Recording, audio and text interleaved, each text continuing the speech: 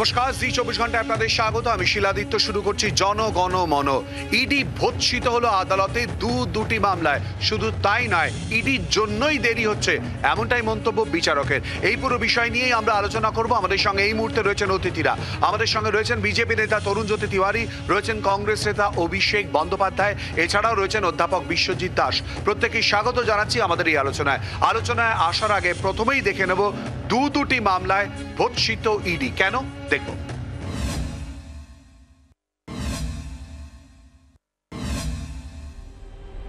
ফের আদালতে ভর্ৎসিত কেন্দ্রীয় এজেন্সি। একদিকে প্রাথমিক নিয়োগ দুর্নীতি মামলা, অন্যদিকে রেশন দুর্নীতি মামলা। জোড়া মামলায় মঙ্গলবার নিম্ন আদালতে ক্ষুব্ধ বিচারকের প্রশ্নের মুখে পড়ল কেন্দ্রীয় এজেন্সি।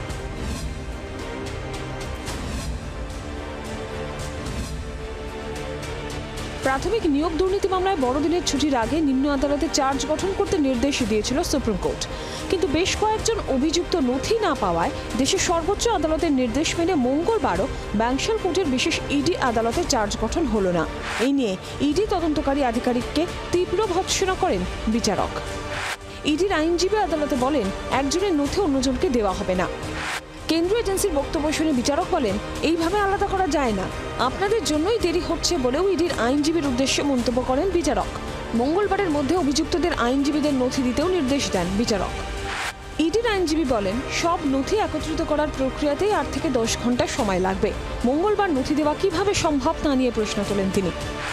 এই বক্তব্য শুনে বিচারক নির্দেশ দেন, রাতে কাজ শেষ করে বুধবার সকাল 10টার মধ্যে নথি অভিযুক্তদের আইনজীবীদের দিতে। ডিজিটাল নয়, বাড়ি বাড়ি গিয়ে সবাইকে নথি দিয়ে আসবেন। ইডির তরফে জানানো হয়, নথি দিতে বুধবার বিকেল 4টে থেকে 5টা বেজে যাবে। তখন বিচারক নির্দেশ দেন, দুপুর 2:30টার মধ্যে নথি দিতে হবে। নথি কেসের যেটার ওপর দাঁড়িয়ে ইডি এই কেসটাকে লড়তে চাইছে, সেগুলো এখনও অবধি সমস্ত যারা কেসের অভিযুক্ত তাদেরকে এখনও দেওয়া হয়নি। এটা আমরা অ্যাপ্লিকেশন করেও জানিয়েছিলাম, জজ সাহেবের স্পেসিফিক অর্ডার ছিল, তারপরেও ওরা দেয়নি। আজও আমরা সেটাকে তুলে ধরেছি। সেই সঙ্গে ব্যাংশাল কোর্টের বিশেষ ইডি আদালতের বিচারকের নির্দেশ, পার্থ চট্টোপাধ্যায় সহ 54 জন অভিযুক্তের বিরুদ্ধেই 26শে ডিসেম্বর চার্জ গঠন করা হবে। ওই দিন তাদের আদালতে সশরীরে হাজির থাকতে হবে। নিয়োগ দুর্নীতি কাণ্ডে আগামী 26 তারিখ চার্জ ফ্রেম হতে চলেছে, এমনই নির্দেশিকা দিলেন ইডি বিশেষ আদালতের বিচারক শুভেন্দু সাহা। বিচারক যেটা জানান যে আলাদা করে পার্থ চট্টোপাধ্যায়ের বিরুদ্ধে শুধুমাত্র চার্জ গঠন নয়, একই সঙ্গে 54 জন যে অভিযুক্ত রয়েছে তার মধ্যে 27 জন ইন পার্সন এবং 27 জন কোম্পানি, প্রত্যেককে আগামী 26 তারিখ সশরীরে হাজির থাকতে হবে এবং তখনই চার্জ ফ্রেম করা হবে। এদিন চার্জ গঠন না হওয়া পর্যন্ত সুশীল মোহতার বিদেশ যাত্রা স্থগিত করার নির্দেশ দেওয়ার জন্য আদালতে আবেদন করে ইডি।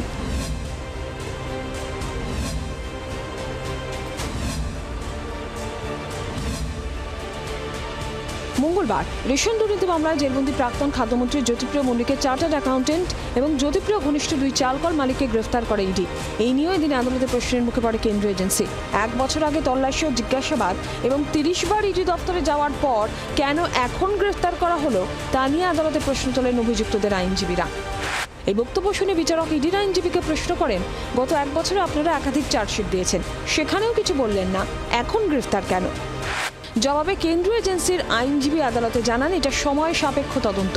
2023 সালের অক্টোবরের তল্লাশিতে কিছু গুরুত্বপূর্ণ নথি ও ডিজিটাল তথ্য প্রমাণ উদ্ধার হয়। চলতি বছরের 23শে অক্টোবর তল্লাশিতে আরও তথ্য প্রমাণ উদ্ধার হয়েছে। ইডির বক্তব্য শুনে বিচারক মন্তব্য করেন, এটা একটা ব্যতিক্রমী মামলা, যেখানে গ্রেফতারির 1 বছর আগে নথি সংগ্রহ করা হয়েছে। বিক্রম দাসের রিপোর্ট, জি 24 ঘন্টা। তিনজনের কাছেই একটা প্রশ্ন নিয়েই যাব। ইডির ভূমিকা নিয়ে এর আগেও বা কেন্দ্রীয় এজেন্সির ভূমিকা নিয়েও এর আগেও প্রশ্ন উঠেছে, ঠিক সেখানে দাঁড়িয়ে এবারে ইডির ভূমিকায় দুটি মামলায় ভৎসনা করলো স্বয়ং বিচারক। ভৎসনা করলেন কেন? তরুণজ্যোতি, প্রথমে তোমাকে আমার একটা প্রশ্ন থাকবে, তুমি ঠিক আমায় কতক্ষণে আটকাবে সেটা যদি বলে দাও আমার বলতে সুবিধা হয়। যাই হোক, ফার্স্ট দেখো, ইডি চার্জ ফ্রেম একটা ক্রিমিনাল ট্রায়ালে একটা important process. Supreme court order দিয়েছে 31 ডিসেম্বরের মধ্যে চার্জ ফ্রেম করে ট্রায়াল করতে হবে। এর সাথে না, এই মামলা নিয়ে যখন আলোচনা হচ্ছে, আরও একটা মামলা নিয়ে একই সাথে আলোচনা হওয়া দরকার, যেটা রায় আজকে কলকাতা হাইকোর্ট দিয়েছে। CRM DB 170 of 2024, 170 of 24, 418 of 24 and 583 of 24। সেখানে তুমি জাজমেন্টে যদি পড়বে, 4টে ডেট খুব ইম্পর্টেন্ট। নভেম্বর 23 ফার্স্ট কেন্দ্রীয় সংস্থা স্যাংশন চাইলো গভর্নমেন্ট অফিসিয়ালে তাদের কাছে প্রসিড করার। 22 মার্চ 2024 কলকাতা হাইকোর্ট মানে চিফ সেক্রেটারিকে বললো তুমি স্যাংশন দাও। 3 এপ্রিল 24 হাইকোর্ট আবার মনে করালো। 9 এপ্রিল 24 হাইকোর্ট আবার মনে করালো। হাইকোর্টের স্পেসিফিক অর্ডার ছিল, রাজ্য সরকার স্যাংশন দিল না। আজকে হাইকোর্ট স্পেসিফিক বলেছে এই চার্জ ফ্রেমে ডিলে হচ্ছে তার একমাত্র কারণ হচ্ছে রাজ্য সরকার। এই জাজমেন্টের প্যারাগ্রাফ নাম্বার 3, 10, 13 এবং 33 এই 4টে প্যারাগ্রাফে রাজ্যের ইনঅ্যাকশনের কথা বড় বড় করে লেখা আছে। সিবিআই কাজ করছে, সিবিআই বারবার বলেছে, সেটাও লেখা আছে। এখানে লেখা আছে স্টেট মানে আমাদের রাজ্য সরকার এদেরকে বেল পেতে সাহায্য করছে চুপচাপ থেকে। প্যারাগ্রাফ নাম্বার 8, 19, 17 সেখানে স্টেটের রোল পরিষ্কার করে বলা আছে। তো প্রশ্ন তো আমারও থাকবে, রাজ্য সরকার কি চায় না আমরা তদন্তটা তাড়াতাড়ি হোক? যেগুলো ডকুমেন্ট আছে, ডকুমেন্ট আজকে ইডির আইনজীবী বলেছে শুনলাম, ইডির আইনজীবী বলেছে শুনলাম যে সেখানে তার টাইম লাগবে কিছু ডকুমেন্টস আছে দেওয়ার জন্য, কারণ পার্সোনাল ডকুমেন্টসও আছে কিছু লোকের। ধরো এতগুলো অ্যাকিউজড আছে, একজনের সাথে আরেকজন হয়তো রিলেটেড না, সেটা নিয়ে কনফিউশন ছিল। কোর্ট বলেছে দিতে, তারা হয়তো দেবে। তো আমার প্রশ্ন হচ্ছে রাজ্য সরকার এত প্রাতিষ্ঠানিক দুর্নীতি সেখানে হাইকোর্ট বারবার বলার পরও ডিলে কেন করলো? আজকে তপব্রত চক্রবর্তীর জাজমেন্টে রাজ্য সরকারের রোল তো পরিষ্কার, সেটা নিয়েও প্রশ্নটা করো। না না, প্রশ্ন করবো তরুণজ্যোতি, সেই জন্যই তো আলোচনা, সেই জন্যই তো প্রসঙ্গ তুলে ধরছি। বিশ্বজিৎবাবু আসবো, রাজ্যের ইনঅ্যাকশনের কথা ইতিমধ্যেই তরুণজ্যোতি তিওয়ারি বলছেন, তার আগে অভিষেক বন্দ্যোপাধ্যায়ের কাছে একটাই প্রশ্ন। অভিষেক, অর্থাৎ কেন এই প্রসঙ্গ উঠে আসবে, কেন কেন্দ্রীয় এজেন্সির ভূমিকা নিয়ে বারবার করে প্রশ্ন উঠবে, আর আজ কোর্টে ভৎসিত দুটি মামলায় ইডি? অভিষেক, আচ্ছা, প্রথম কথা হচ্ছে যে তরুণজ্যোতি তিওয়ারি যে প্রশ্নটা তুললো, একজন আইনজীবী হিসেবে ও আমার রাজনৈতিক প্রতিপক্ষ হতে পারে, কিন্তু আইনজীবী হিসেবে ও অত্যন্ত প্রথিতযশা, এবং এই আইনের কুটকাচালিটা আমার মতো সাধারণ মানুষ তো অবশ্যই বুঝবে না। কিন্তু সাধারণ মানুষ হিসেবে যে জিনিসটা আমার খুব প্রাথমিকভাবে মাথায় আসবে যে আমি যদি অভিযুক্ত হই, যেখানে আমরা বলছি প্রাতিষ্ঠানিক দুর্নীতি, আমি সব রকমভাবে চেষ্টা করব যাতে নথি না পাওয়া যায়, আমি সব রকমভাবে চেষ্টা করব সাক্ষ্য যাতে না পাওয়া যায়। এটা খুব ন্যাচারাল ট্রেট। কিন্তু প্রশ্নটা হচ্ছে, আমরা জানি আমার তোমার এক্সচেকারের পয়সায় সিবিআই ইডির মাইনে হয়। উই আর নাইদার কম্পিটেন্ট নর অথরিটেটেড। আমাদের সেই দায়িত্বটাও নেই, সেই যোগ্যতাটাও নেই তদন্তটা করতে পারি। ওইখানে তদন্ত করার জন্য আমাদের মাইনেতে রাখা হয়। এবং এটা একবার অনুব্রত মণ্ডল, বাকিবুর, অনুব্রতর মেয়ে সুকন্যা, মানিক ভট্টাচার্য, অভিজিৎ মণ্ডল, টালা থানার ওসি, এবং এরা কিন্তু একটা কেসে নয়, কেউ এসএসসি মামলায়, কেউ গরু পাচার মামলায়, কেউ স্বাস্থ্য দুর্নীতিতে, কেউ রেশন দুর্নীতিতে। একবার হলে তুমি এক্সেপশন বলতে পারো, যদি বারবার বেল পেয়ে যায় তাহলে বুঝতে হবে যে আমার তদন্তে কোথাও গাফিলতি হচ্ছে। এবং এক্ষেত্রে আমার এটা স্বীকার করতে কোনো সমস্যা নেই, গত 10 বছরে যদি দেখা যায় বিভিন্ন কংগ্রেসি নেতাদের, সেটা পি চিদম্বরম হতে পারে, রাহুল গান্ধী হতে পারে, ইভিন অরবিন্দ কেজরিওয়াল থেকে হেমন্ত সোরেন, এরা যে বেল পেয়েছেন, সেই বেলের সময় সেটা দিল্লি হাইকোর্ট হোক বা স্পেশাল কোর্ট হোক, 106 দিন থাকবার পর যখন পি চিদম্বরম বেরিয়ে আসছে, তখন কোর্ট আনকোর্ট একটা উক্তি করেছিলেন মাননীয়, ও জুডিশিয়ারি ইকোসিস্টেম আমার থেকে বেটার জানে, মাননীয় কোর্ট বলেছিল যে তদন্তকারী সংস্থা কোনো রকম ট্যাঞ্জিবল এভিডেন্স জমা দিতে পারেনি, তাহলে এতদিন আটকে রাখা হলো কেন? পৃথিবীতে দুটো সত্যি সাইমালটেনিয়াসলি হতে পারে না, হয় তারা দোষী অথবা তারা দোষী নয়, বা তারা দোষী কিন্তু এতটাই বুদ্ধিমান যে আমার তদন্তকারী সংস্থাটা ইনকেপেবল। আরে কোথাও তো অ্যাকসেপ্ট করতে হবে, যদি আমার তদন্তকারী সংস্থা ইনকম্পিটেন্ট। আরে তোমার একটা অ্যাপ্রেজাল হয়, আমার একটা অ্যাপ্রেজাল হয়, ইভেন তরুণেরও একটা অ্যাপ্রেজাল হয়, তদন্তকারী সংস্থার অ্যাপ্রেজাল হবে না? যেখানে 10 বছর, 2015 সাল, 2018 সাল, 2019 সাল, 2024 সাল, 2015 সালে ন্যাশনাল হেরাল্ড মামলাতে রাহুল গান্ধী বেল পেয়েছেন। এখন তুমি ওটা নিয়ে আলোচনা শুনতে পারো, এবং নিঃশর্ত বেল। তাহলে সেই অভিযোগটা ভুল ছিল, বা তার বিরুদ্ধে তদন্ত করার মতো যথেষ্ট আজ আমি তদন্তকারী সংস্থার ভেতর দেখতে পাই। কোথাও তো একটা জায়গায় আসতে হবে।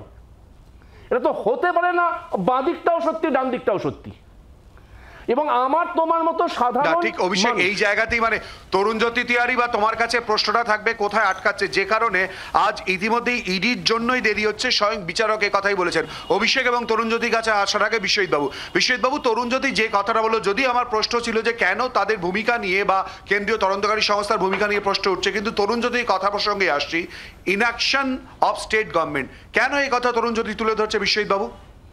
আমি প্রথমেই বলি যে আমরা সাধারণ মানুষরা ইডি বা সিবিআইকে ত্রাতা হিসাবে যে দেখতাম, সেই জায়গা থেকে সাধারণ মানুষের বিশ্বাস বা ন্যারেটিভসটা বদলে গেল। আজকে কংগ্রেস প্রতিনিধি অভিষেক বারবার বলছেন, কিন্তু কংগ্রেস জামানায় একের পর এক অভিযোগ উঠেছিল ইডি এবং সিবিআইয়ের উপর। আমি সে কথায় যাচ্ছি না। আমাদের কাছে এই ন্যারেটিভস আছে সিবিআই এবং ইডির দীর্ঘসূত্রিতা নিয়ে। দিনের পর দিন সাধারণ মানুষ যারা ন্যায় বিচার চেয়েছে তারা ভেবেছে একমাত্র ইডি সিবিআই পারবে ন্যায় বিচার দিতে। ব্যর্থ হয়েছে। কোর্ট যখন প্রশ্ন তুলেছে, কোর্টকে কি বলা হয়েছে, ইডি সিবিআইয়ের পক্ষ থেকে কি বলেছে, যে তাদের উপযুক্ত কর্মীর সংখ্যার অভাব রয়েছে, আরও কর্মী দরকার আছে। যদি তাই হয় তাহলে সে কথা আদালতে জানিয়ে তারা সব মামলা নিচ্ছে কেন? এক। দ্বিতীয়ত, যে প্রশ্নটা সব থেকে বেশি বারবার তরুণজ্যোতি একেবারে রাজ্য সরকারের বিরুদ্ধে তুললেন, তথ্য প্রমাণ লোপাট। আচ্ছা তুমি বলো তো শিলাদিত্য, তথ্য প্রমাণ লোপাট করলে বা তথ্য প্রমাণের অভাবে ইডি বা সিবিআই যখন কাউকে আটকে রাখতে পারছে না, তাদের তথ্য জমা দিতে পারছে না, তাহলে তারা যারা এই তথ্য প্রমাণ লোপাট করছে, যারা এই তথ্য তাদের কাছে পাচ্ছে না, লোকাল ডেটা প্রোটেকশন নেই, তাহলে তার দায় কার? আজকে সেই লোকাল ডেটা প্রোটেকশন বা তথ্যগুলো যারা হারিয়ে দিচ্ছে বা লুকিয়ে দিচ্ছে, তাদেরকেও তো আইনের আওতায় আনতে হবে। তার মানে এটা ভাবতে হবে ইডি বা সিবিআই খাঁচার তোতা পাখি ছিল কিনা সেটা কথা নয়, সরকার কোনোভাবে অদৃশ্যভাবে নিয়ন্ত্রণ করছে, কেন্দ্রীয় সরকার। এখানেই প্রশ্ন উঠছে যে সরকার কেন নিয়ন্ত্রণ করছে ইডি সিবিআইকে, বারবার আদালতে গিয়ে তাদের ভর্ৎসিত হতে হচ্ছে। বিশ্বজিৎ বাবু অত্যন্ত গুরুতর যে প্রশ্ন তুলেছেন বা অভিযোগ করছেন যে কেন বারবার ভৎসিত হতে হচ্ছে আদালতে গিয়ে, এবং বিশেষ করে কেন্দ্রের ভূমিকা বা কেন্দ্রীয় দলের ভূমিকা নিয়ে। অভিষেক সংক্ষেপে, আমি জানি বিস্তারিত আলোচনার জায়গা রয়েছে, আচ্ছা প্রথম কথা হচ্ছে যে বারবার এই কারণে ভৎসিত হতে হচ্ছে, তার কারণ তারা তাদের হোমওয়ার্ক না করে ওপরে চাপে যাচ্ছে। তার কারণটা হচ্ছে একটু আগে বিশ্বজিৎ দা খুব দায়িত্বপূর্ণ তোতাপাখি মন্তব্যটা একটু মনে রেখো প্লিজ। একদম, যে বিশ্বজিৎ দা দায়িত্বপূর্ণভাবে একটা খুব কথা বললেন যে খাঁচার তোতা পাখি। ইডি সিবিআই 2014 সালের আগে একাধিক অভিযোগে অভিযুক্ত ছিল, তারপরও এ রাজা কানিমজি থেকে সুরেশ কালমানিকে জেলে ঢোকাবার মতো ব্যাকবোনটা ছিল। তারপরে কিন্তু ঘটনাচক্রে প্রমাণিত হয়েছে এ রাজা কানিমজির বিরুদ্ধে যথেষ্ট প্রমাণ পাওয়া যায়নি, এটাও বলতে হবে, শুধু একটা পার্ট বললে হবে না। সেকেন্ডলি, মোস্ট ইম্পর্টেন্টলি, আমি যে কথাটা প্রথম থেকে বলছি, হয় তুমি পলিটিক্যালি মোটিভেটেড হয়ে তোমার কাছে যথেষ্ট তথ্য প্রমাণ নেই বলে তুমি যাচ্ছ, অথবা তোমার কাছে তথ্য প্রমাণ আছে কিন্তু তুমি পেশ করতে পারছো না কারণ তোমার নাগপুরের বস তোমায় পেশ করতে দিচ্ছে না। কোথাও তো সত্যি হতে হবে, দুটো সাইমালটেনিয়াসলি সত্যি হতে পারে না। হয় তোমার কাছে তথ্য প্রমাণ নেই, অথবা তথ্য প্রমাণ আছে তুমি পেশ করতে পারছো না। Either of this has to be true. তথ্য প্রমাণ না থাকলে এটা তো অবশ্যই ষড়যন্ত্র, আর তথ্য প্রমাণ আছে তুমি পেশ করতে পারছো না, তার মানে তো তুমি সবাই জানি ওটাকে সেটিং বলা হয়। এই সেটিং এর অভিযোগ বারবার কেন উঠে আসছে, এর উত্তর খোঁজার আমরা চেষ্টা করব জনগণ মনতে। একটা বিরতির পর সঙ্গে থাকুন।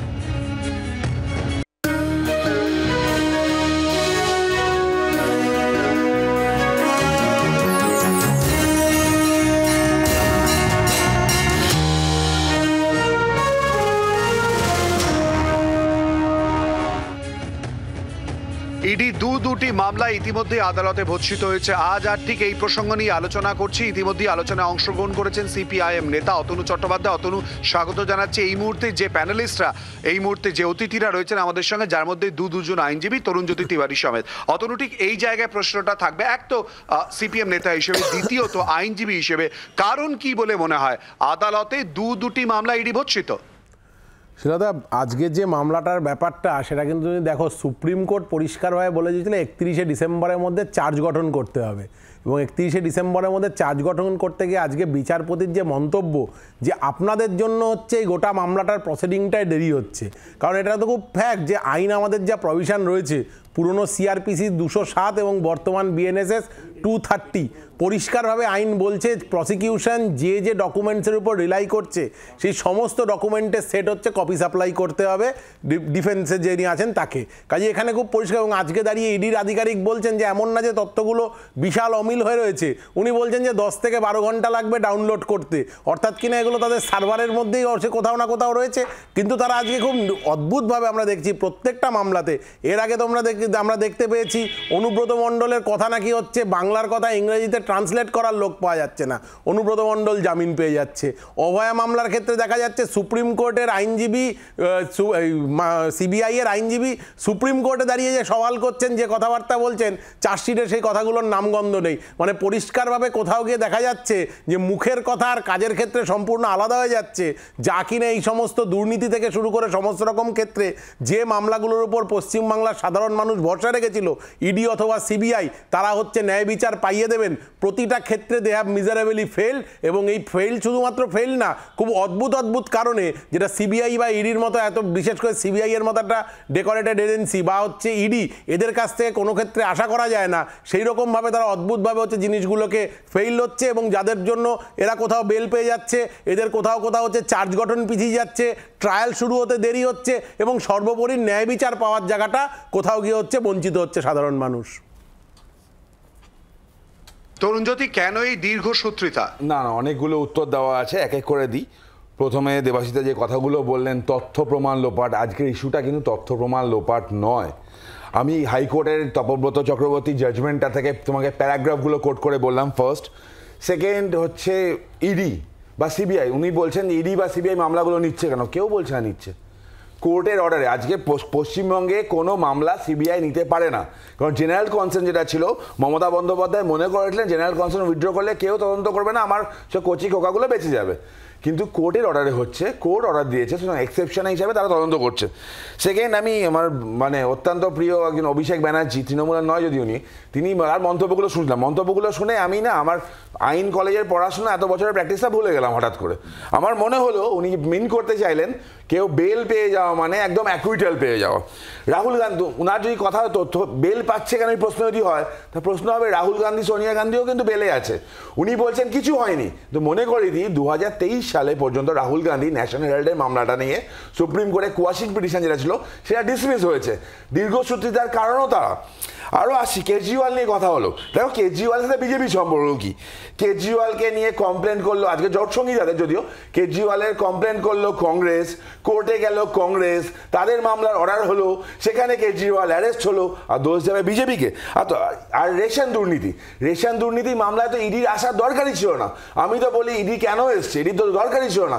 যদি রাজ্য সরকার বকিবিরের বিরুদ্ধে করা বিভিন্ন জেলায় যে মামলাগুলো ছিল, গরিব মানুষের চাল যেখানে চুরি হয়েছে তার ব্যবস্থা যদি রাজ্য সরকার করতো, তাহলে ইডির দরকার কি ছিল বলতো? তুমি আজকে ইডির 1 বছরের কথা বলছো, 2 বছর আগেকার কমপ্লেন নিয়ে চুপচাপ কেন বলেছিল রাজ্য সরকার? আর লাস্টের কথা বললো ভাই অতনু, যেগুলো বললো তার কথাগুলো উত্তর আমি অলরেডি দিয়ে দিয়েছি, আমি আবার রিপিট করতে চাই না। কিন্তু যেটা ফ্যাক্ট, কলকাতা হাইকোর্টের আজকে জাজমেন্টটা দেখলে তপব্রত চক্রবর্তীর পরিষ্কার বুঝতে পারবে যে কার কারণে ডিলে হচ্ছে, কেন ডিলে হচ্ছে। আমার প্রশ্নটা আবার থাকবে, এই সরকার কি চায় না আসল সত্যটা সামনে আসুক? এই সরকারের সাথে নেক্সাসটা পরিষ্কার দেখা যাচ্ছে ওই জাজমেন্টে। আর ঠিক এই জায়গাতে অভিষেক ইতিমধ্যেই প্রশ্ন তুলেছে, অর্থাৎ সেটিং এর অভিযোগ তুলেছে। আমরা আলোচনায় আসবো এবং তারই সঙ্গে প্রশ্ন থাকবে ইডির জন্যই দেরি হচ্ছে বিচারকের এই মন্তব্যের পরিপ্রেক্ষিতে আমাদের অতিথিদের প্রতিক্রিয়া কি উঠে আসছে, আর কেন্দ্রীয় এজেন্সির ভূমিকা নিয়ে নির্যাতিতার বাবা মা আগেই প্রশ্ন তুলেছেন, আবারও কি বলছেন জানাবো জনগণমনতে। একটা বিরতির পর সঙ্গে থাকুন।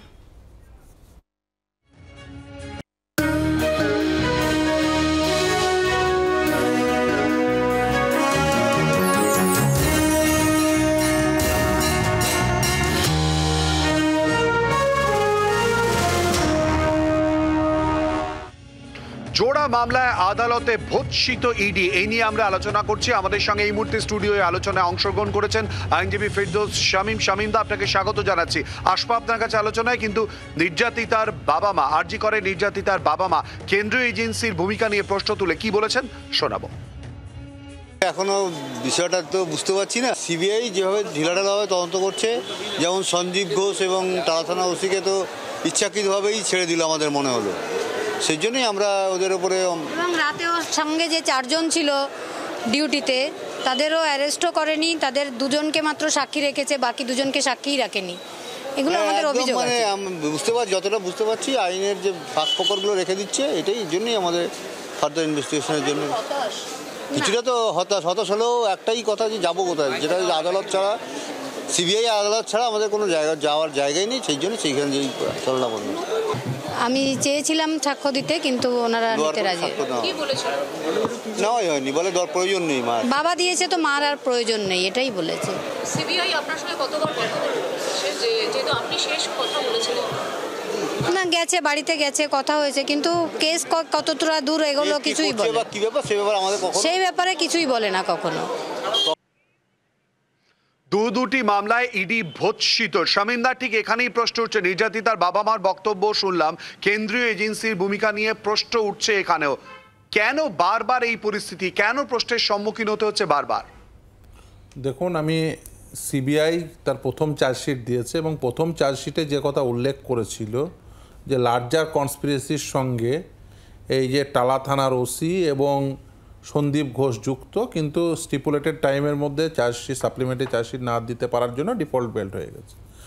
আর আজকে কলকাতা হাইকোর্ট খুব যথার্থভাবেই যা বলেছেন সেটা ছাড়া কোনো উপায় ছিল না। আমি গতকাল অন্য আরেকটি চ্যানেলে আমি ঠিক এক্স্যাক্টলি এই কথাটাই বলেছিলাম। দেখুন, বুঝতে হবে যে এই মামলার প্রসিডিংসটি বুঝতে হবে। দেখুন, কলকাতা হাইকোর্ট প্রথম দিনেই, যেটা সাধারণভাবে ঘটে না, কলকাতা হাইকোর্টের ডিভিশন বেঞ্চের সামনে একাধিক পাবলিক ইন্টারেস্ট লিটিগেশন পিটিশন জমা পড়লো, অ্যাজ ওয়েল অ্যাজ নির্যাতিতার পরিবার তারাও পিটিশন দাখিল করলেন এবং সেই মামলায় প্রথম দিনই কলকাতা পুলিশের কাছ থেকে তদন্তভার সিবিআই হাতে গেল এবং কোর্ট বলল কোর্ট মনিটর তদন্ত করবে।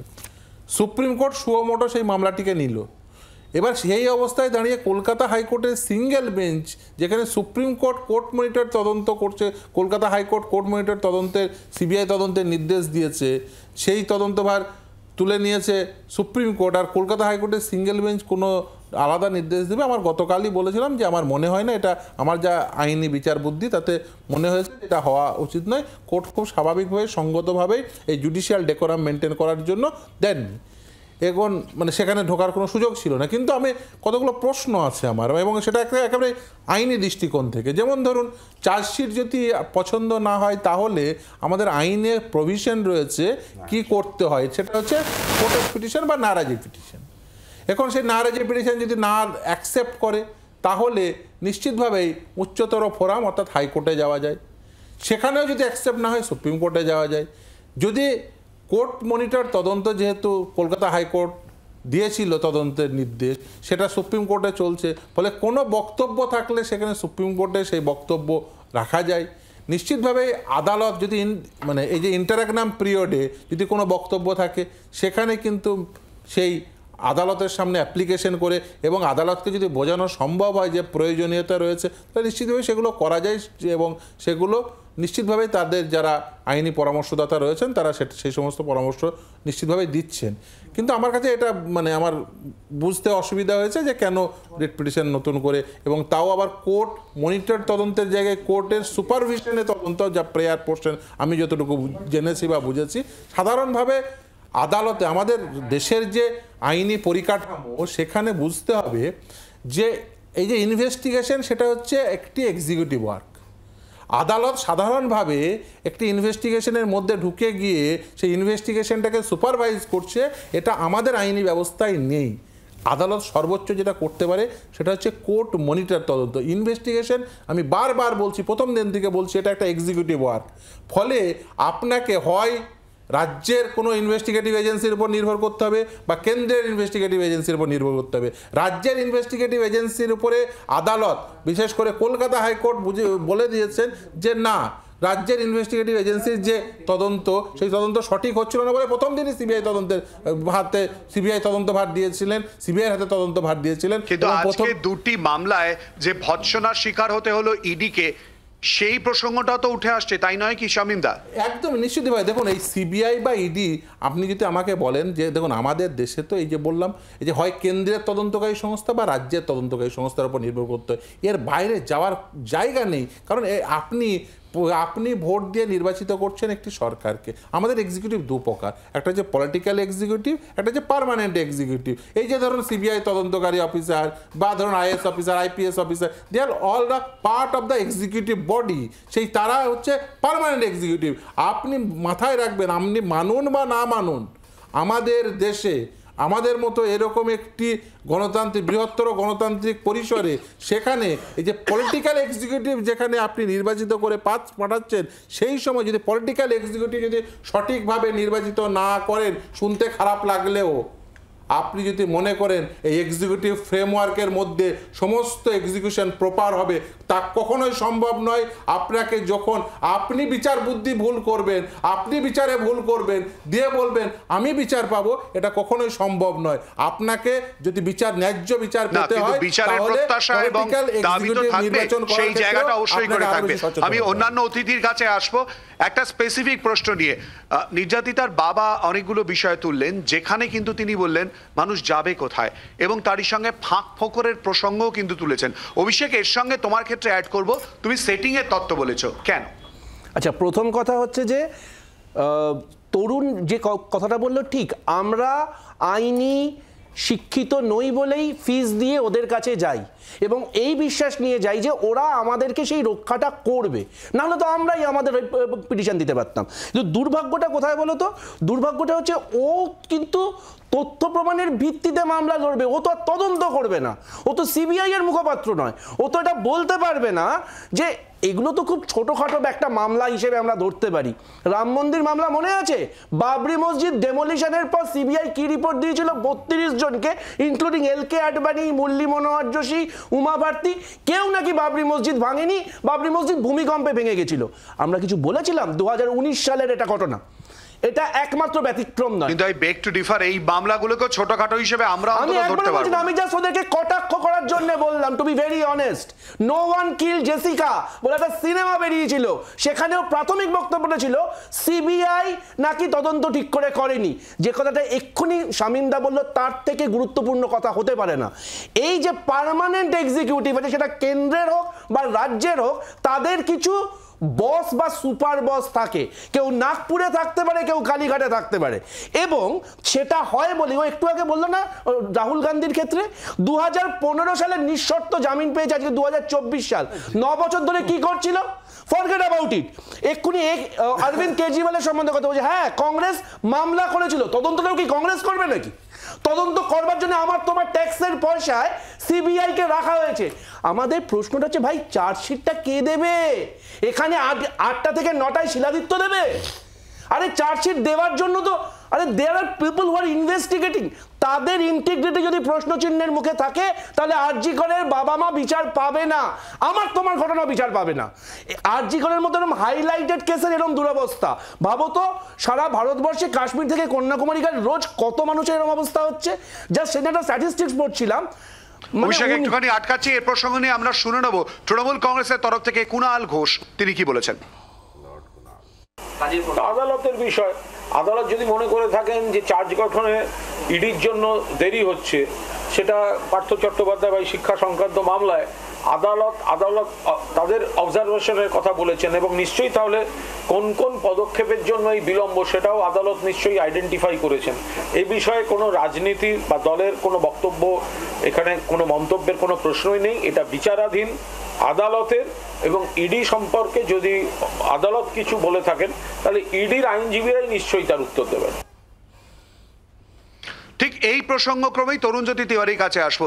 তরুণজ্যোতি, দুটো প্রসঙ্গ। এক, অভিষেক বন্দ্যোপাধ্যায়, কংগ্রেস নেতা অভিষেক বন্দ্যোপাধ্যায় ইতিমধ্যেই যে অভিযোগ করছেন, বারবার করেছেন, সেটিং এর তত্ত্বের অভিযোগ, বলছেন কোথাও বস বা কোথাও সুপার বসের কথা, নাগপুর বা কালীঘাট, এই প্রসঙ্গ অভিষেক বন্দ্যোপাধ্যায় তুলছে। প্রশ্ন কেন? দ্বিতীয়ত, মানুষ তাহলে যাবে কোথায়? না, সিরিয়াস কথা তো দেখো, একটা বৃহত্তর সেটিং বিজেপি আর তৃণমূল করেছে, সেই সেটিংয়ের নামই হচ্ছে ইন্ডি জোট। সেই সেটিংয়ের যখন মিটিং হয়, অভিষেক বন্দ্যোপাধ্যায়, এই অভিষেক বন্দ্যোপাধ্যায় না, ভাইপো অভিষেক বন্দ্যোপাধ্যায় যখন যেতে পারে না, চেয়ার ফাঁকা রেখে দেওয়া হয়, এই অভিষেক বন্দ্যোপাধ্যায়, আবার এই অভিষেক না, ওই অভিষেক যখন যায় না, কেসি বেণুগোপাল বলে ওর ভিকটিম অফ পলিটিক্যাল ভেন্ডেটা আর এরা বড় বড় কথা বলছে। আসলে কি বলতো, 2012 সালে সুপ্রিম কোর্ট বলেছিল সিবিআইকে কেজ প্যারেট, যাদের ইতিহাসে আছে অথরিটিকে ইউজ করা, তারা মনে করে এটাই সিস্টেম। আর অ্যাড্রেসটা নাগপুর না, আমরা তো বলি বন্দে মাতারম, কেউ কেউ আছে যারা বলে বন্দে মাতারোম, তাদের ডিরেকশনটা রোম থেকে আসে। আমি এখন হিস্ট্রি ঘাটতে চাই না, মিত্রকিম আর্কিভ থেকে শুরু করে what was done with Indian politics, Indian constitution is written, সবাই জানে। আজকে সেটা আলোচনার বিষয় না, কিন্তু অন্যরা বিষয় নিয়ে আসবো ইম্পর্টেন্ট। যেটা শামীমদা বললো, দেখো আরজিকর ইস্যুটা একটা sensitive issue, obviously sensitive issue. আমি একটা জিনিস আজকে বুঝতে পারলাম না, আজকে যখন দিনচাচিয়া বাবা মা তারা কোর্টে গেছিলো, অবভিয়াসলি দেখো আমরা পেনটা ফিল করছি হয়তো, যেটা মানে যার কন্যা হারিয়ে গেছে, যার মেয়ে মারা তার পেনটা আমরা ফিল করছি না। সেখানে দাঁড়িয়ে তারা যে কোর্টে গেলেন, এবং আমি বুঝতে পারছি না ওনার ফ্যামিলি বারবার মিসগাইডেড কেন হচ্ছে। ফ্যামিলি সুপ্রিম কোর্টে ছিল, সুপ্রিম কোর্টে বারবার রিপোর্ট ফাইল হয়েছে, তাদের অবজেকশন থাকলে তাদের লয়ার ছিল, one of the best lawyers of India তারা ছিল, তারা কোনো কথা কেন বললো না? ফার্স্ট। সেকেন্ড হচ্ছে, যখন এখানে মানে চার্জশিট ফাইল হলো, তাদের অবজেকশন থাকলে নারাজি ফাইল করার জায়গা ছিল, সেখানেও বেস্ট লয়ারের টিমটা আসতো তারা কিছু বললো না। আজকে তারা কোর্টে যাচ্ছে, অবভিয়াসলি তাদের থাকতেই পারে মনে, কিন্তু কোর্টে গিয়ে যে প্রেয়ারটা করছে, যে লয়ারগুলো আছে, যে লয়াররা আছেন অত্যন্ত শ্রদ্ধেয়, অত্যন্ত সম্মানীয় লয়ার, তারাও জানে কি পসিবল আর কি পসিবল না। তারা ফ্যামিলিকে সাজেশন ঠিকঠাক দিচ্ছে না কেন? এবার আসছে তোমার যে ইস্যুগুলো আছে, যে দুজন ছাড়া পেয়ে গেছে, কিন্তু রেপ অ্যান্ড মার্ডার কেসে তারা অ্যাক্টিভিস্ট নয় ফর দ্য টাইমিং অন্তত। পরবর্তীকালে আরও সাবসিকুয়েন্ট ডেভেলপমেন্টে কী হবে আমি জানি না। আজকের দিনে দাঁড়িয়ে তার প্রমাণ লোপাটের জন্য অ্যারেস্ট হয়েছিল, টাইমে চার্জশিট ফাইল করতে পারেনি, তাদের কাছে সাপ্লিমেন্টারি চার্জশিট, তার জন্য তারা বেল পেয়েছে। দেখো 900 ঘন্টার একটা ভিডিও পাওয়া গেছে ওই চার্জশিট ফাইল করার 3-4 দিন আগে, সেটা ইম্পর্টেন্ট, সেটাকে আনা উচিত ছিল। সেটা কি না আনতো ওর মধ্যে, তাহলে পরবর্তীকালে আবার কোশ্চেন হতো, ট্রায়াল কম্প্রোমাইজ হতো। কোনো ট্রায়াল আমরা কি পশ্চিমবঙ্গের নিদর্শন রাখবো? কামদুনির মতো ট্রায়াল হবে, তাড়াতাড়ি ফাঁসি হবে, অ্যাপিল কোর্টে গিয়ে ছাড়া পেয়ে যাবে, ইজ দিস আওয়ার মোটো? নিশ্চয়ই না। ট্রায়াল ঠিকঠাক মানে ইনভেস্টিগেশন ঠিকঠাক হবে, চার্জশিট ঠিকঠাক ফাইল হবে, ট্রায়াল ঠিকঠাক হবে, তাহলেই কনভিকশন সাস্টেন করানো যাবে, এবং সেটাই করছে। আমি আবার বলছি, দেখো ইডি সিবিআই এর কথা হচ্ছে, চার্জশিট ঠিকঠাক হবে, তুমি নিজেই যেটা বললে কোর্ট আন কোর্ট, সেখানেই তো প্রশ্ন উঠেছে, তাহলে 90 দিন হয়ে যাওয়ার পর তো চার্জশিট দিতে পারিনি। সেই ক্ষেত্রে you are talking about supplementary chargesheet. আমি আবার বলছি, কনফিউজ হও না, চার্জশিট ফাইল হয়েছে, you are talking about supplementary chargesheet. Supplementary chargesheet technical গ্রাউন্ডে টাইমলি ফাইল হয়নি, তার অনেক করার কারণও ছিল। In the mean time CFS রিপোর্টটাও আসছে, তোমরাও মানে দেখিয়েছো। সিএফএস এর প্রাইমারি রিপোর্টটা এসেছিল আগে, মেন রিপোর্টটা কয়েকদিন আগে এসছে, সেখান থেকে কি বেরিয়ে যায় তোমরাও দেখেছো, তোমরা পুরো মানে রাজ্য দেখেছে, পুরো দেশ দেখেছে। এগুলো তো আসা উচিত, এগুলো নিশ্চয়ই আসবে। সাপ্লিমেন্টারি চার্জশিট যখন ফাইল হবে এগুলোও আসবে। আলটিমেট আবার একটা কথা হয়ে যাবে, bail is the rule, jail is the exception. যদি মনে হয় বেল পেয়ে গেলে সব শেষ হয়ে গেল, যেটা অভিষেক দা মনে করছে, ঠিক ব্যাপারটা সেরকম নয়। লালু প্রসাদের ইনসিডেন্টটা মনে করো, লালু প্রসাদ কিন্তু বেল পেয়েছিল, তারপর তার কনভিকশন হয়। তোমার জয়ললিতার ঘটনা মনে করো, বেল পেয়েছিল, কনভিকশন হয়। Law is a time taking process. হ্যাঁ, তুমি বলতে পারো সিস্টেমে গোলমাল আছে, বলতে পারো এই লিগ্যাল প্রসিডিওর ডিলে চলে, but this is the law. কি করবে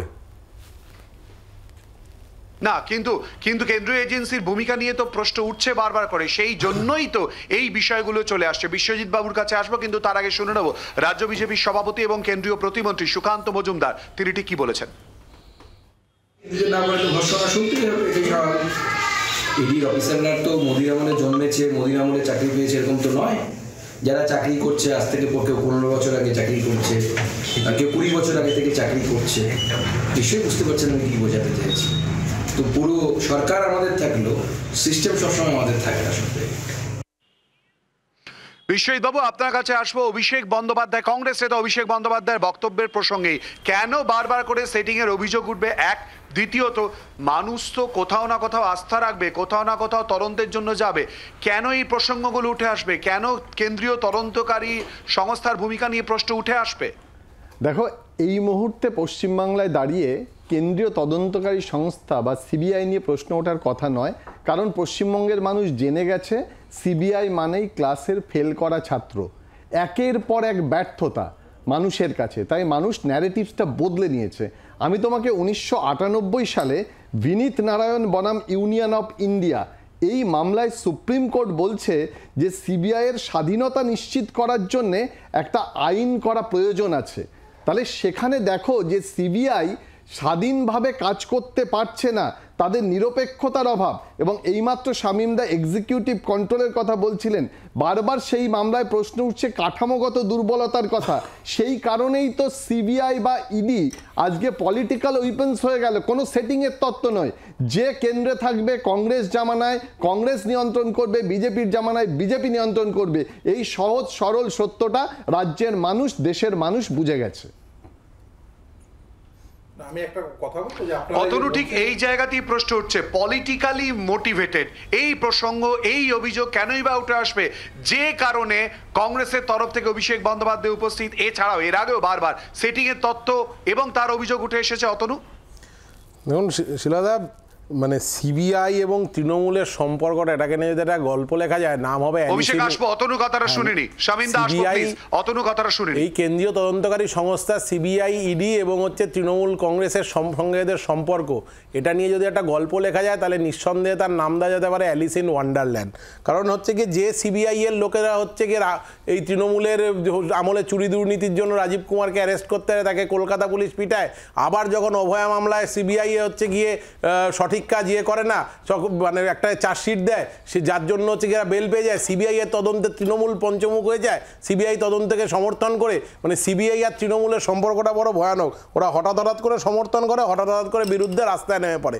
আমার একটা খুব পরিষ্কার বক্তব্য এখানে শিলাদা, যে এত যে কথাবার্তাগুলো হচ্ছে অভয়ের মামলা ইত্যাদি ক্ষেত্রে, তরুণ যদি বলার সময় বলল যে বৃহত্তর ষড়যন্ত্রে, মানে ওরা নাকি প্রমাণ লোপাটের মামলায় অ্যারেস্ট হয়েছিল।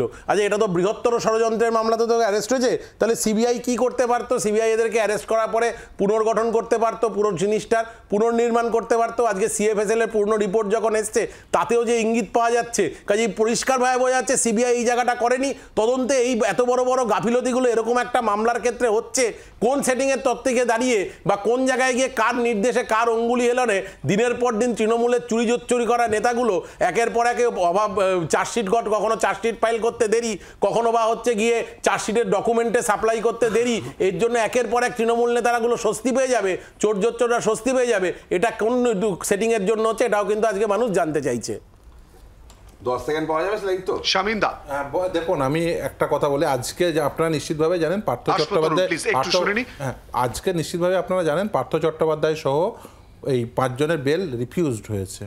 এখন সেই যে অর্ডারটি যদি দেখেন 2 নম্বর প্যারাগ্রাফে একবার চলে যাবেন, এবং সেই অর্ডারে স্পষ্টত যে সিবিআইয়ের যে অকর্মণ্যতা সেটা একদম পরিস্ফুট হয়ে গেছে। কিভাবে দেখুন, এই সিবিআই বারবার কি বলছে যে রাজ্য সরকার কচি শিশুর মতো, রাজ্য সরকার আমাদের স্যাংশন দিচ্ছে না, তাই আমরা প্রসিকিউট করতে পারছি না, ট্রায়াল স্টার্ট করতে পারছি না। আচ্ছা, সিবিআই জানে না যে রাজ্য সরকার যদি স্যাংশন না দেয় তাহলে কোন ফোরামে যেতে হয়?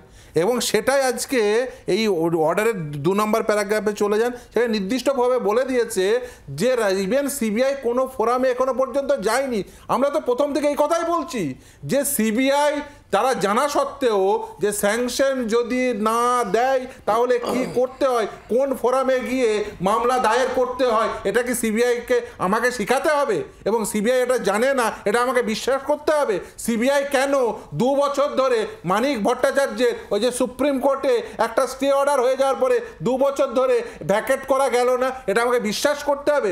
সিবিআই এই যে অনুব্রত নিম্ন আদালতে বেল পেয়ে গেল, তারপরে আর কোনো পদক্ষেপ সিবিআই করলো না কেন, এবং সে তার পিছনে অন্য কোনো তত্ত্ব নেই, এটা আমাকে বিশ্বাস করতে হলে এই ঘটনাক্রমগুলো আমি পরপর বলে গেলাম।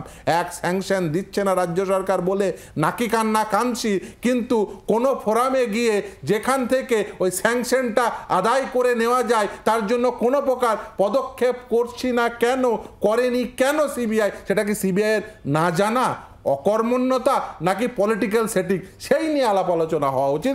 নিশ্চিতভাবেই এখানে বোঝা যাচ্ছে কোথাও না কোথাও টিকিটি বাঁধা আছে। অভিষেক আসবো প্লিজ। তরুণ জ্যোতি বলো, পর কিন্তু অভিযোগ, এবং শামীমদা যে কথা বলছেন কোথাও না কোথাও টিকিটি বাঁধা রয়েছে, সেটিং এর অভিযোগ। না শুনলাম। দেখো, মানে মিথ্যে সত্যি দুটো যেমন কথা আছে, তাতে সব থেকে ডেঞ্জারাস হচ্ছে half truth. Half bake truth is মানে মাচ মোর ডেঞ্জারাস। কিরকম? শামীমদা একটা প্যারাগ্রাফের কথা বললো, আমি আর কতগুলো প্যারাগ্রাফ বলছি, যারা দেখতে পারবেন জাজমেন্টটা পড়ে দেখে নেবেন। প্যারাগ্রাফ 3, 10, 13, 33, প্যারাগ্রাফ 8, 19-17 স্টেট গভর্নমেন্টের রোলটা ওখানে পরিষ্কার হয়ে যাবে। আর সেটিং এর কথা হচ্ছে না, দেখো সেটিং এর খুব একটা দারুণ ব্যাপার আছে। শামীম দা কোন পলিটিক্যাল পার্টি সাপোর্ট করে না করে আমি যাচ্ছি না। শামীম দা আমি তোমার সময় বলো দাদা, তোমার সময় বলো। শামীম দার এখানে পলিটিক্যাল পরিচয় আসেনি, আইনজীবী পরিচয়ে আছেন, কিন্তু এই সেটিং এর ব্যাপারে আরো কতগুলো বলতে হবে। তো এটা মামলা দেখছিলাম আজকে, না তো গতকালকে হয়েছে ডিভিশন বেঞ্চে, যে সিআরএম ডিবি 4278 অফ 2020-24। কার মামলা বলো তো? বিকাশ মিশ্রর মামলা। বিকাশ মিশ্রকে বিনয় মিশ্রর ভাই। মামলার আইনজীবীর নাম জানো? আইনজীবীর নাম হচ্ছে বিকাশ ভট্টাচার্য। সেটিং, এই তৃণমূল নেতা যেগুলো চোরগুলো ধরা পড়ে তাদের আইনজীবী কে হয় কংগ্রেসের। সেটিং ইন্ডিজোট, সেটিং সেই ইন্ডিজোটে সবাই একসাথে মিটিং হচ্ছে, আর সেটিং হচ্ছে বিজেপির সাথে। দাদা কথা বলার আগে ফ্যাক্টে কথা বলো। তৃণমূলকে ঘুরপথে সাপোর্ট করছো তোমরা, তৃণমূলের সাথে আইনি সহায়তা দিচ্ছ তোমরা বলছো প্রফেশনাল কমিটমেন্ট, কিন্তু যার যেটা পলিটিক্যাল নেতা, যে রাজ্যসভার সাংসদ একটা দলের, যে দুর্নীতি নিয়ে গলা ফাটাচ্ছে, সে অ্যাপিয়ার করছে একজন কয়লা চোরের হয়ে, যদিও অন্য মামলায়। তো এগুলো সেটিং নয়, মানুষ দেখতে পারে না। প্লিজ অভিষেকের প্রতিক্রিয়া আগে নেব। অভিষেককে আটকেছিলাম। অভিষেক, আচ্ছা, প্রথম কথা হচ্ছে যে তোমরা যে ক্লিপিংটা সুকান্ত বাবুর চালালে ওটা আরেকবার চালাও। আমরা শুধু ইডি সিবিআই নিয়ে প্রশ্ন তুলছি না। সুকান্ত বাবু কোট আন কোট কি বললেন? মোদী সরকার 10 বছর আগে এসছে, অনেকে আছেন যারা 15 বছর 20 বছর ধরে চাকরি করছে। কি বলতে চেয়েছেন আপনারা বুঝতে পারেন, সরকারে থাকলেও সিস্টেম আমাদের নয়। আমরা ইডির ইন্টিগ্রিটি নিয়ে প্রশ্ন তুলছি। সুকান্ত বাবু রাস্তার পাঁচুদা নয়, সুকান্ত বাবু একটা রাজ্যের বিজেপি সভাপতির সঙ্গে সঙ্গে কেন্দ্রীয় প্রতিমন্ত্রী। তিনি একটা কেন্দ্রীয় এজেন্সি যে হয় অর্থমন্ত্রক বা স্বরাষ্ট্র মন্ত্রককে রিপোর্ট করে, তার ইন্টিগ্রিটি নিয়ে প্রশ্ন তুলছে। ছ্যাবলামো হচ্ছে এখানে দাঁড়িয়ে। 1 নম্বর। 2 নম্বর হচ্ছে অনেকগুলো কথাবার্তা শুনলাম। তরুণরা যত কনফিডেন্সের সঙ্গে 8টা থেকে 9টা এসে একেবারে ভার্ডিক্ট দিয়ে দেয় না, তার 10% কনফিডেন্স যদি কোর্টে দেখাতো না। তরুণ, কৌস্তব, দেবজিৎ এরা কিন্তু বিজেপির নেতা হওয়ার সঙ্গে সঙ্গে, 1 সেকেন্ড, বিজেপির নেতা হওয়ার সঙ্গে সঙ্গে প্রথিতযশা আইনজীবী। এরা এই কনফিডেন্সের 10% গিয়ে তার মানে উল্টো দিকে দাঁড়িয়ে পড়তে পারছে না, বা ওদের একটা করে তো রবিশঙ্কর প্রসাদ আছে। আলটিমেটলি আমরা চাই, 1 সেকেন্ড, তোমার বক্তব্যের সময় আমি ঢুকিনি। আমার বক্তব্যটা হচ্ছে যে এই যে আইনজীবী ভার্সেস আইনজীবীর লড়াইতে কে সৎ কে অসৎ সেটা বসবার জন্য ক্যারেক্টার সার্টিফিকেট দিতে আমরা এখানে বসে নিই। যদি মনে হয় যে বিনয় মিশ্রদের কেসে কোনো জাস্টিফিকেশন নেই, যেটা আমরা সবাই বিশ্বাস করি, প্রমাণটা কে করবে? এখানে 8টা থেকে 9টা, তার প্রমাণ করার দায়টা কাদের? তদন্তকারী সংস্থা। এবং তাদের এগেনস্টে কোর্টে দাঁড়িয়ে সেটাকে উল্টো পক্ষে যত বড় আইনজীবী হোক তাদের হারানোর দায়িত্বটা ওদের, প্রফেশনাল কমিটমেন্ট আমার নয়। সেখানে দাঁড়িয়ে না পেয়ে 8টা থেকে 9টা এখানে বাজার গরম করতে বসেছে। Last but not the least, অনেকগুলো আলোচনা করলাম। রঞ্জন গগৈকে আমরা ভুলে গেছি, অভিজিৎ গাঙ্গুলিকে আমরা ভুলে গেছি। রোহিত আর্য মধ্যপ্রদেশে তিনি জুডিশিয়ারির পোস্ট না ছেড়ে বিজেপি জয়েন করেছে। একটু আগে আমরা কথা বলছিলাম না পার্মানেন্ট এক্সিকিউটিভ, এই পার্মানেন্ট এক্সিকিউটিভের মাঝখানে দাঁড়িয়ে আমাদের এটা বলতে হবে এই ভারতবর্ষের জুডিশিয়ারি, অভিজিৎ গাঙ্গুলিকে আমি তাও বলবো যে অভিজিৎ গাঙ্গুলি পদত্যাগ করেছিলেন। দুজনকে একটুখানি আটকাচ্ছি। সেটিং এর অভিযোগ নিয়ে যে কথা উঠেছে, আমি শামীমদার কাছে যাওয়ার চেষ্টা করবো। জাস্ট 1 লাইন আমি একটুখানি অতনু এবং বিশ্বজিৎ বাবুর প্রতিক্রিয়া নেব। বিশ্বজিৎ বাবু, কেন বারবার করে এই সেটিং এর অভিযোগের কথা উঠে আসবে? বিশ্বজিৎ বাবু। অভিষেক প্লিজ, তরুণ প্লিজ। অভিষেক, তরুণ একটু আসতে। বিশ্বজিৎ বাবু। হ্যাঁ, আমি প্রশ্নটা শুনতে পাইনি চিৎকারে। আমি যে প্রসঙ্গটা তুলছি, যেটা নিয়ে আলোচনা, অভিষেক বন্দ্যোপাধ্যায় কংগ্রেস নেতা যে প্রসঙ্গ তুলেছেন, শামীম দাও যেটা অ্যাডমিট করছেন কার্যত সেটিং এর অভিযোগ। এই প্রশ্ন কেন উঠবে? কার্যত বিজেপি তৃণমূল সেটিং এর অভিযোগ। না, সেটিং এর কোনো তত্ত্বই এখানে নেই, পুরোপুরি ব্যর্থতা। আমি বারবার বলছি, এই ব্যর্থতা থেকে রাজনীতি বা সেটিং দিয়ে ঢাকার চেষ্টা করা হচ্ছে। কারণ ভেবে দেখো যে সিবিআই কি করতে পারতো, সিবিআই এর বিশ্বাসযোগ্যতা কেন হারাচ্ছে, আমরা এখানে আলোচনা করছি। এবং আমাদের সৌভাগ্য, আমাদের মধ্যে 3 জন আইনজীবী আছেন। এই আলোচনাটা কোর্টে যদি হতো তাহলে সেটিং এর তত্ত্ব আসতো না, এই প্রশ্নগুলো তো কোর্টে ওঠা উচিত এবং কোর্টে সেখান থেকে আজকে এখানে বলছি কেন, কারণ এটা সাধারণ মানুষকে পলিটিক্যালি মোটিভেটেড করা সোজা, সেই কারণে এখানে বলছি একজন বিচারককে মোটিভেটেড করা সোজা। মজাটা কোন জায়গায় শিলাদা? হ্যাঁ, মজাটা কোন জায়গায়? এখানে হচ্ছে তরুণজ্যোতি এত বড় বড় কথা বলবে যে তৃণমূল এই তৃণমূল সেই, তারপরে দেখা যাবে ওদের রাজ্যসভায় ওদের বিল পাস করা থেকে শুরু করে ওদের উপরাষ্ট্রপতির ভোট অবধি সব জায়গায় তৃণমূল ওয়াকআউট করে দিয়ে সংখ্যায় ওদেরকে সুযোগ করে দেবে এবং ওরা মনের সুখে একের পর এক জনবিরোধী বিল পাস করে ওদের মনের মতো লোক উপরাষ্ট্রপতি হয়ে যায়। তাহলে সেটিংটা কার সাথে সেটাও মানুষ খুব পরিষ্কার বুঝতে পারছে। শামীম দা, আপনার কাছে আসবো। আপনিও বারবার করে সেটিং এর অভিযোগ তুলছেন এবং তারই সঙ্গে বলছেন মানুষ কিছু বোঝে না, সিবিআই কে বলে দিতে হবে। এটা তো হতে পারে না, কেন বলছেন? খুব সংক্ষেপে প্লিজ, আমার সময় সংক্ষেপ। দেখুন, আমি প্রথমেই বলি যে রাজ্য সরকারের ভূমিকা যে ন্যাক্কারজনক এবং রাজ্য সরকার যে কিছু করেনি বলেই তো সিবিআই তদন্ত। দেখুন আমরা কি দেখেছিলাম, আমরা দেখেছিলাম এসএসসি অ্যাক্টে কোনো প্রভিশন নেই, অথচ ইললিগালি 5 সদস্যের কমিটি পার্থ চট্টোপাধ্যায় তৈরি করে দিয়েছিলেন এসপি সিনহাকে মাথায় বসিয়ে, এবং তারা সুপারভাইজ করে এই ইললিগালিটিসগুলো করেছে। র্যাঙ্ক জাম থেকে শুরু করে after expiry of the panel, non listed candidate, OMR sheet, blank OMR শিটে চাকরি দিয়েছে, আমরা সকলে জেনে গেছি। ইভেন যে আদালতের কাছে ধরা পড়ে যাওয়ার পরেও রাজ্য সরকার কি করেছে, অতিরিক্ত শূন্য পদ তৈরি করেছে এবং মমতা বন্দ্যোপাধ্যায় তিনি নিজে বলেছেন যে একজনেরও চাকরি যাবে না, অথচ স্কুল সার্ভিস কমিশন সুপ্রিম কোর্টে দাঁড়িয়ে বলছে 5485 জন ইললিগাল অ্যাপয়েন্টিজ রয়েছে। আবার অন্যদিকে বোর্ড বলছে না 5189 জন ইললিগাল অ্যাপয়েন্টিজ রয়েছে। এটা তাদের দেওয়া তথ্য, আমার আপনার দেওয়া তথ্য নয়। অভিযোগ পাল্টা অভিযোগ যেমন রয়েছে, তার পাশাপাশি সমাধান কোথায়, তদন্তের শেষ কবে, তার জন্য অপেক্ষা আমাদের করতেই হবে। আপনাদের সবাইকে ধন্যবাদ আমাদের সঙ্গে এই আলোচনায় অংশগ্রহণ করার জন্য। জনগণমন আজকের মতো এই পর্যন্তই, নিচ্ছি ছোট্ট একটা বিরতি। অন্যান্য খবরের জন্য চোখ রাখুন জি 24 ঘন্টা, এরপর 1 ঘন্টায় সারাদিন দেখুন সব্যসাচী এবং সম্প্রীতির সঙ্গে। বাংলার আওয়াজ, বাঙালির আবেগ, জি 24 ঘন্টা।